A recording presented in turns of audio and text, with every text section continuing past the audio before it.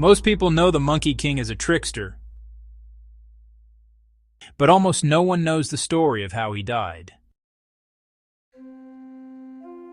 In a forgotten corner of the ancient world, sunlight filtered through a canopy so thick it turned the forest floor into a mosaic of gold and shadow. High in the branches of a sprawling mango grove lived a tribe of monkeys who knew only joy. They played from dawn to dusk, their laughter echoing through the leaves. Watching over them from the highest branch was their king. Strong, yes.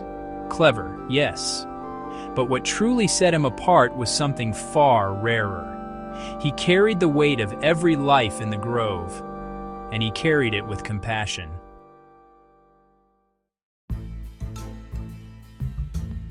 One season, the mango trees grew heavy with fruit.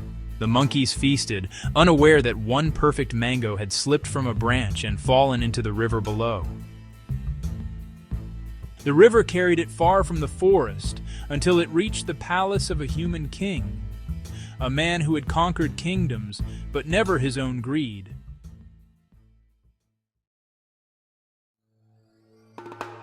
When he tasted the fruit, his eyes widened. He demanded to know where it came from. When his scouts returned with news of the grove, he made a decision that would change the fate of two kingdoms. "If the fruit is this precious," he said, "the grove must be mine."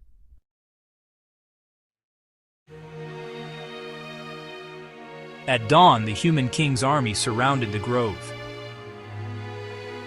The monkeys awoke to the hiss of arrows slicing through leaves.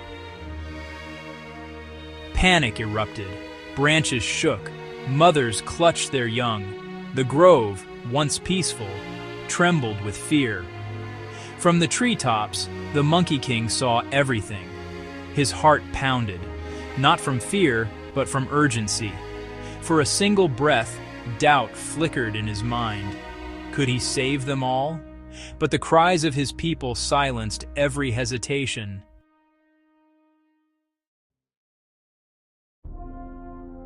He climbed to the highest branch, wrapped a long vine around his waist,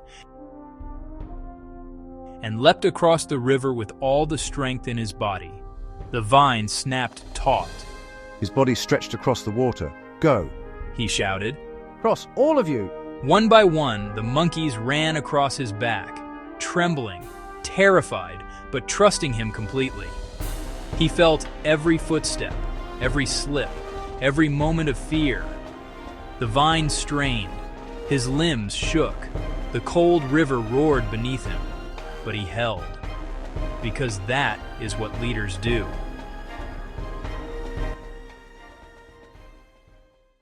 When the last monkey reached the far bank, the Monkey King's strength finally gave out.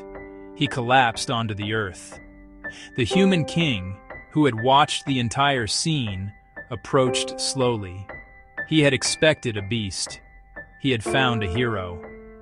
Shame washed over him. He lowered his weapon. He asked softly. With his final breath, the Monkey King whispered, "Because a leader's life is not his own. It belongs to those he protects."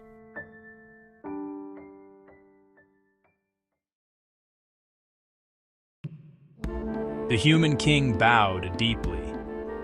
He ordered his army to withdraw and declared the grove protected for all time. In that moment, he understood something he had never learned in all his years of conquest. The Monkey King's body returned to the forest, but his teaching lived on. Leadership is not about power. It is about responsibility, and the greatest courage is the courage to give of yourself for others. In a world full of leaders who demand loyalty, this king showed what it means to earn it. More stories of wisdom and the path within.